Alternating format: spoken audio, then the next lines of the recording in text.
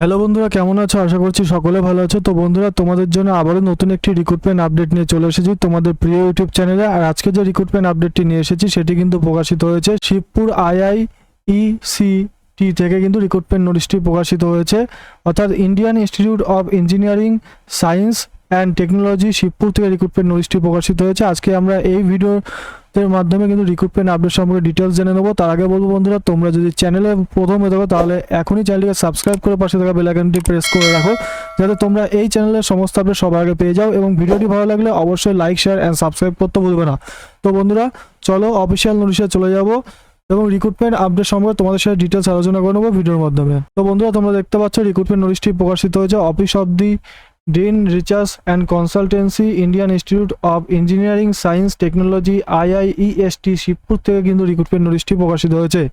এখানে বলছে interested candidate are requested to appear for application invited for the following post in the development of civil engineering Indian Institute of Engineering Science and Technology Shibpur Howrah 711103। তো বন্ধুরা, তোমাদের কিন্তু Indian Institute of Engineering Science and টেকনোলজিতে তোমাদের কিন্তু শিবপুর কলেজে কিন্তু recruitment হচ্ছে ইনস্টিটিউটে, ঠিক আছে। এখানে কিন্তু তোমাদের সিভিল ইঞ্জিনিয়ার পোস্টে নিয়োগ করা হচ্ছে, রিসার্চ অ্যাসিস্ট্যান্ট সিভিল ইঞ্জিনিয়ার নিয়োগ করা হচ্ছে এবং পোস্টের নাম হচ্ছে রিসার্চ অ্যাসিস্ট্যান্ট।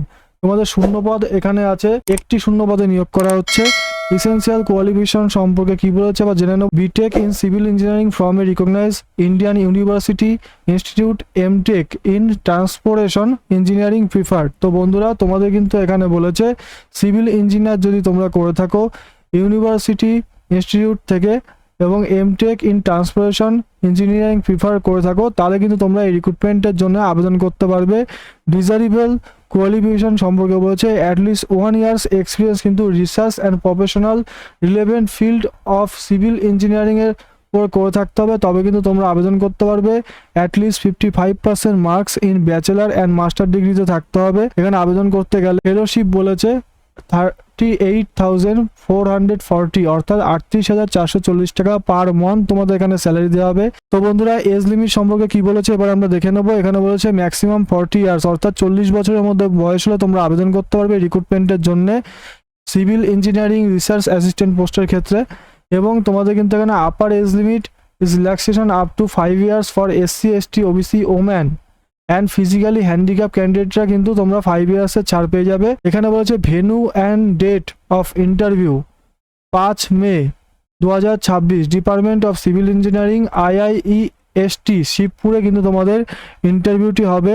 এবং সেখানে কিন্তু বলেছে soft copy of the application letter, biodata, marksheet, certificate should be send through email on or before April 30, 2026 5 PM। Professor Tapas Kumar Roy, project investigator.